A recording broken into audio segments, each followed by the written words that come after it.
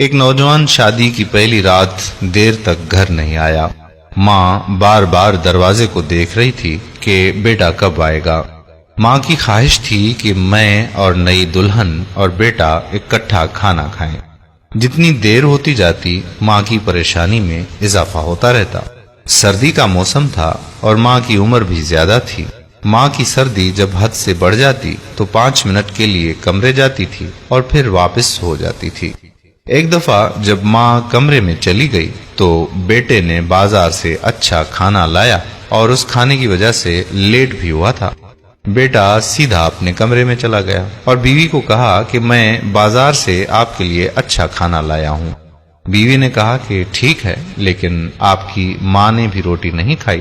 میں ماں کو بلاتی ہوں تاکہ کھانا بھی کھائیں اور انہیں معلوم بھی ہو جائے کہ ان کا بیٹا گھر آ گیا ہے۔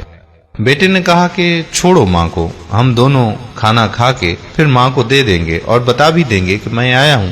بیوی نے کہا کہ یہ مناسب نہیں ہے۔ اگر آپ کچھ ہیں تو وہ ماں کی وجہ سے ہی ہیں، اور میں اگر آپ کی بیوی ہوں تو یہ بھی آپ کی ماں کی وجہ سے ہوں۔ بہرحال بیٹے کا اصرار تھا کہ پہلے کھانا ہم دونوں کھا لیں پھر ماں کو دیں۔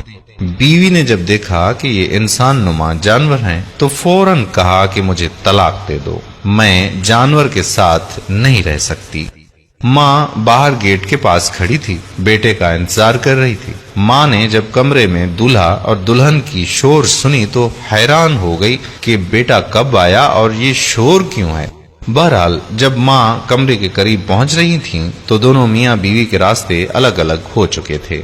بیوی نے اپنے ماں باپ کے گھر جا کر کچھ عرصے کے بعد دوسری شادی کر لی، اور بوڑھی ماں اس صدمے کو برداشت نہ کر سکی اور دنیا سے رخصت ہو گئی۔ انا للہ و انا الیہ راجعون۔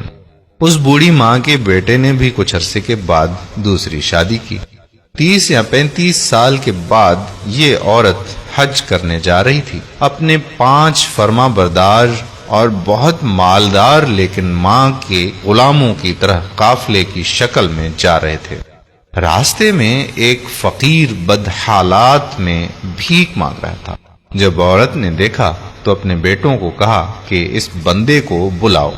بیٹوں نے فقیر کو بلایا۔ عورت نے جب قریب سے دیکھا تو خود جا کے فقیر کو کان میں کہا کہ کیا ماجرا ہے، آپ بھیک مانگتے ہیں۔ فقیر نے کہا کہ ساری عمر بہت پیسہ کمایا، ابھی جب بوڑھا ہوا ہوں تو بیٹوں نے گھر سے نکال دیا ہے اور ابھی مزدوری نہیں کر سکتا تو مجبور ہو کر بھیک مانگ رہا ہوں۔ عورت نے کہا کہ میں آپ کی پہلی بیوی ہوں، آپ کو اپنے عمل کی سزا مل گئی اور الحمدللہ، اور مجھے اپنے عمل کی جزا۔ میرے پیارے بھائیوں اور بہنوں، جو لوگ ماں باپ کی اطاعت کرتے ہیں، ان کی خدمت کرتے ہیں، ان کا کہا مانتے ہیں اور ان کے حکم پر اپنی زندگی بسر کرتے ہیں، اللہ عز و جل ان کو زندگی میں بہت ساری کامیابیاں عطا کرتا ہے۔ میرے پیارے بھائیوں اور بہنوں، اگر آپ نے ابھی تک ہمارا پیج پیارا اسلام لائک نہیں کیا تو ابھی سے لائک کر کے فالو کر دیجئے، اور ساتھ ساتھ ہمارے یوٹیوب چینل پیارا اسلام کو بھی سبسکرائب کر دیجئے تاکہ ہم ایسی مزید معلوماتی ویڈیوز آپ تک پہنچاتے رہیں۔